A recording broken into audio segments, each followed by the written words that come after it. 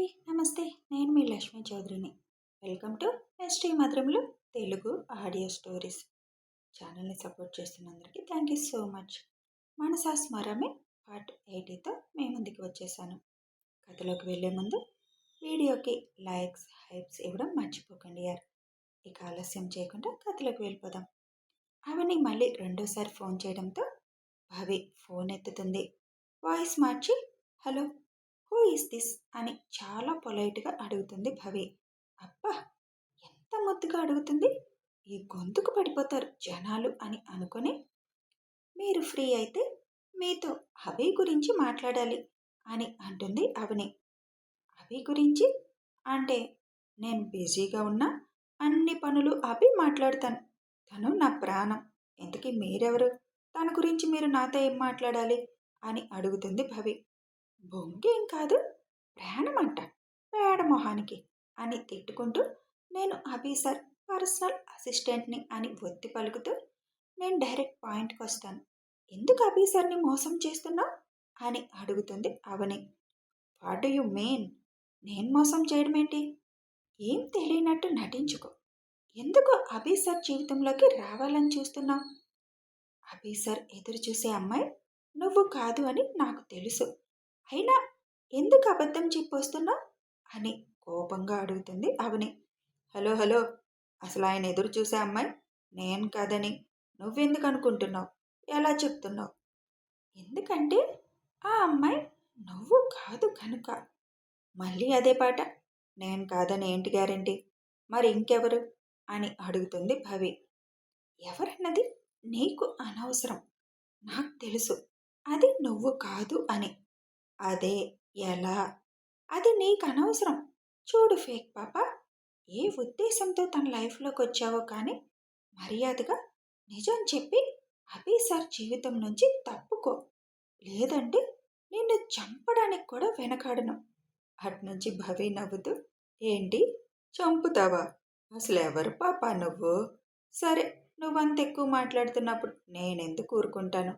ఇప్పుడేమంటావు? అభి మనసులో ఉన్న అమ్మాయి నేను కాదు అంటావు. అవును, కాదు. అయితే నువ్వేం చేయగలవు? నా దగ్గరున్న ఇన్ఫర్మేషన్తో నేనే ఆ అమ్మాయిని అని అభిని నమ్మించడం కష్టం కాదు. ఆల్రెడీ నమ్మేశాడు. కానీ నేను కాదని నిరూపించడానికి నీ దగ్గర ఏం సాక్ష్యాలున్నాయి? ఏమీ లేవు. చూడు, నాకు అభి వెనుకున్న ఆస్తి నచ్చింది. అందుకే దొరికిన అవకాశాన్ని వాడుకుంటున్నా. అభిని పెళ్లి చేసుకొని రాణిలాగుంటాను. అది నువ్వు కాదు కదా. నీ తల్లో చేజమ్మ కూడా ఆపలేదు. ఏయ్, నేను నిన్ను అభి సార్ జీవితంలోకి రానివ్వను. ఏం చేసైనా సరే అంటుంది అవని. ఏం చేస్తావు? నేను ఫేక్ అని నిరూపించాలంటే నువ్వు అసలైన అమ్మాయి ఎవరో చెప్పాలి. అదే అడుగుతాడు అభి. నీకు తెలీదెవరో, మరెలా తీసుకొస్తావు? వెళ్ళెళ్ళవమ్మా. ఫోన్ చేసి నన్ను బెదిరించాలని చూడకు. నీ తరం కాదు అభి నుంచి నన్ను దూరం చేయడం. ఒరిజినల్ క్యాండిడేట్ ఎదురు పడితే తప్ప నన్నేమీ చేయలేవు.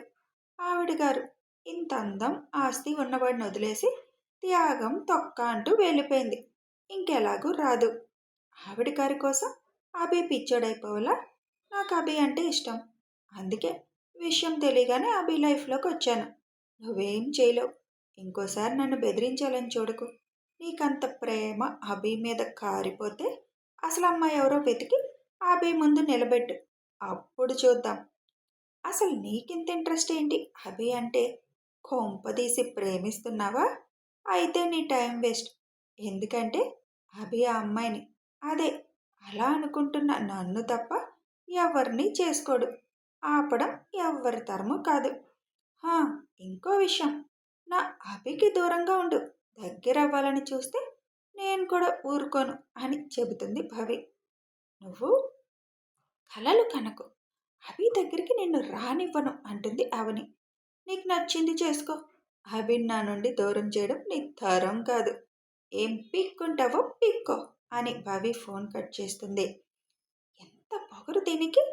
నాకే ఛాలెంజ్ ఇసురుతోంది అని కోపంగా అంటూ, ఇప్పుడు ఈ రికార్డ్ అంతా అభి సార్కి చూపిస్తే సరిపోతుంది అని నవ్వుకుంటుంది అవని. ఫేక్ పాప, నీ పని ఫినిష్ అనుకుంటూ కిందకి వెళ్తుంది. ఇది మంచి ప్లాన్లో ఉందే అని అభికి ఫోన్ కలుపుతారు అనుగారు. అభి ఫోన్ లిఫ్ట్ చేసి, ఏం చేసిందమ్మమ్మ నీ మానవరాలు అని అడుగుతాడు. మొత్తం అభికి ఊదేస్తారు అను. నేను చూసుకుంటానులే అమ్మమ్మ, నా దగ్గర దానికి ఐడియా ఉందిలే అని అంటాడు అభి. ఇంకేంటి మనవడా, భోజనం చేశావా? ఇంకా లేదమ్మమ్మ, తినాలి. సరే, నువ్వన్నం తిను, నేను నా మనవరాలు బుర్ర కాసేపు తింటాను. ఏం తిన్నా ఏం ప్రయోజనం అమ్మమ్మ?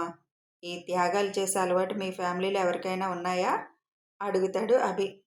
దానికి ఒక్క నిమిషం మౌనంగా అయిపోయి, అదేం లేదు మనవడా, తను వాళ్ళ నాన్నకి అలా అయిపోయి అలా తయారైంది అంతే. సరే, వెళ్ళి ఆడుకో కాసేపు, నేను డిన్నర్ చేస్తా అంటాడు అభి.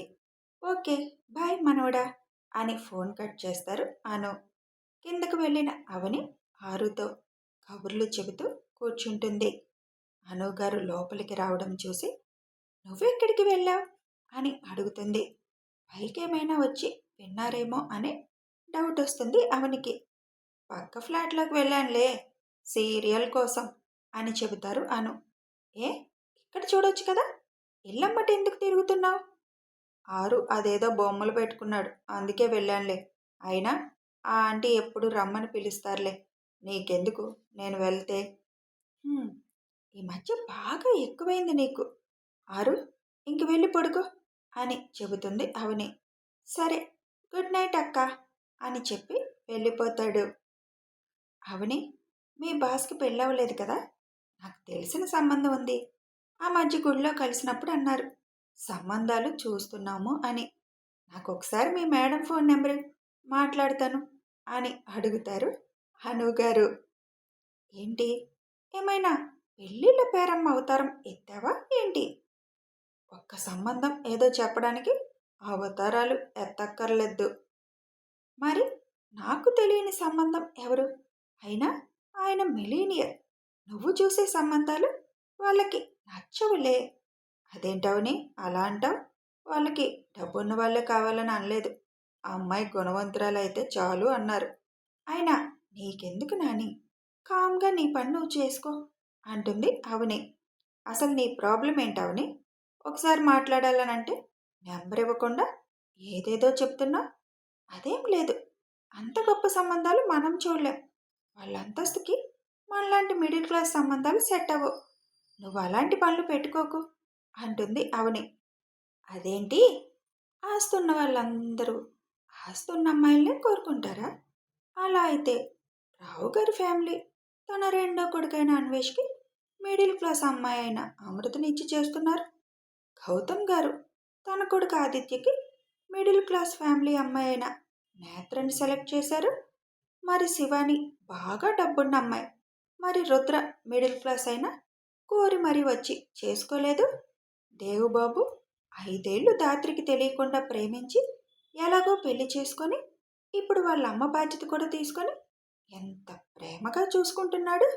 ఇంక మన విక్రమ్ అయితే చెప్పక్కర్లేదు, రాధా అనే అమ్మాయిని పీటల మీద పెళ్ళి ఆగిపోతే పెళ్లి చేసుకున్నాడు. తను మిడిల్ క్లాస్నే, పైగా విక్రమ్కి వాళ్ళు అప్పు కూడా ఉన్నారు అని అనుగారు చెప్పుకు వెళ్తుంటే అవని వింత ఎక్స్ప్రెషన్స్ పెట్టి, ఎవరు వీళ్ళంతా అని అడుగుతుంది. ఏంటి, ఎవరు వీళ్ళంతా అని అడుగుతున్నావా? చాలా ఫేమస్ అయితే అందరూ. నేను ఇప్పటి వరకు వినలేదు వీళ్ళ పేర్లు, ఫస్ట్ టైం వింటున్నా నీ నోట్ నుంచి.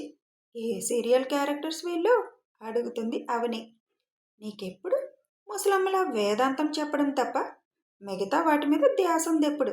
అయినా వీళ్ళు సీరియల్ వాళ్ళు కాదు, లక్ష్మి సృష్టించిన అందమైన ప్రపంచంలోని మనుషులు. అది నీకు చెప్పినా అర్థం కాదులే. ఇప్పుడు నువ్వు నెంబర్ ఇస్తావా లేదా? ఇవ్వను. నీ పిచ్చి మాటలు వాళ్ళ మీద ప్రయోగిస్తే నేను మాటలు పడాలి. నీకు భగవద్గీత చదువుకునే వయసులో ఎందుకు ఈ సంబంధాలు పేరంటాలు అని గోల అంటూ మూతి తిప్పుకుంటూ వెళ్ళిపోతుంది అవని లోపలికి.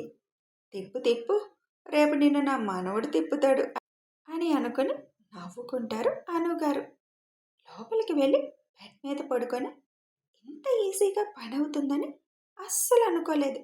ఆ ఫేక్ పాప అంత తొందరగా ఒప్పుకుంటుంది అనుకోలేదు. కొంచెం రెచ్చగొడితే మొత్తం చెప్పేసింది అని నవ్వుకుంటూ, అభి సార్ రేపు మీరు ఇది విని కొంచెం బాధపడ్డా తర్వాత మర్చిపోతారులేండి. హాయిగా మంచి సంబంధం చూసి చేసుకోండి సార్. ఇలాంటి వాళ్ళందరూ రాకుండా ఉంటారు. నా కోసం ఎదురు చూస్తే మీకు కష్టం సార్. అందుకే మీరు పెళ్లి చేసుకునేలా చేయాలి అని అనుకుని అనుగారు లోపలికి వస్తూ ఉండడంతో కళ్ళు మూసుకొని పడుకుంటుంది అవని. అనుగారు అది చూసి నవ్వుకొని ప్రేమ పాటలు ప్లే చేస్తారు. ఖడ్గం సినిమాలో ఉన్న నువ్వు నువ్వు నువ్వే అనే పాట అనుగారు ప్లే చేస్తుంటే ఆ పాట విని ఓయ్ ముసలమ్మ, నీ వయసుకి ఆ పాటలు అవసరమా అని అడుగుతుంది అవని మొహం చిట్లించి. పాటలు వినడానికి వయసుతో సంబంధం ఏంటి? నేను మీ తాతయ్యని తలుచుకొని పాడుకుంటాను, ఊహించుకుంటాను. నీకొచ్చిన నొప్పేంటి? అయినా మన ఇంట్లో ముసలమ్మవి నువ్వు, నేను కాదు అని పాట ఇంకొంచెం సౌండ్ పెడతారు అనుగారు. ఈ ముసలికి ఈరోజు ఏదో అయ్యింది, వింతగా బిహేవ్ చేస్తుంది అనుకుని తల కొట్టుకుంటూ పక్కకి తిరిగి ఆ పాటతో అభిని ఊహించుకొని ముసిముసిగా నవ్వుతూ ఉంటుంది అవని. నిజంగానే ఆ పాట నాకు వర్తిస్తుంది అభి సార్. నాది సేమ్ ఫీలింగ్, కానీ చెప్పలేను అని కళ్ళు మూసుకుంటుంది. మూసిన కనురెప్పల నుండి 2 కన్నీటి చుక్కలు రాలుతాయి. అర్ధరాత్రి 2 అవుతుండగా కోమలి లేచి పక్కకి చూస్తుంది. ధనుగారు మంచి నిద్రలో ఉండడంతో లేచి అడుగులో అడుగు వేసుకుంటూ బయటకు వస్తుంది. అమ్మ, ముసలి పడుకుంది. ఇప్పుడు పైకెళ్ళి బావ రూంలోకి వెళ్ళి బావ పక్కన పడుకుంటే ఒక పని అయిపోతుంది అని నెమ్మదిగా స్టెప్స్ ఎక్కుతుంది. పైకి వెళ్ళి అభి రూమ్ డోర్ తీయబోతే అది రాదు. ఛ, బావ అమ్మాయిల్లాగా లాక్ చేసి పడుకున్నాడేంటి అని అనుకుని ఆ రూమ్ కీస్ కింద ఉన్న కీ స్టాండ్కి ఉన్నాయేమో చూద్దామని కిందకి వస్తుంది. కోమలి కిందకొచ్చేసరికి ధను గారు ఎదురుగా నిలబడి ఉంటారు. అక్కడ ధను గారిని ఎక్స్పెక్ట్ చేయని కోమలి షాక్తో బిగుసుకుపోతుంది. కథ కొనసాగుతుంది. ఇప్పుడు కోమలిని ధను గారు ఏం చేయబోతున్నారు? ఇంట్లో ఉండనిస్తారా, పంపించబోతున్నారా? అవని అసలు ఎందుకు అభి ప్రేమ తెలుస్తున్నా వెనకడుగు వేస్తుంది తెలియాలి అంటే ఫాలో అయిపోండి. అతి తొందరలో అవని మనసులో మాట కూడా బయటకు వచ్చేస్తుంది. వీడియో నచ్చితే లైక్ చేయండి, షేర్ చేయండి, కామెంట్స్ చేయండి యార్.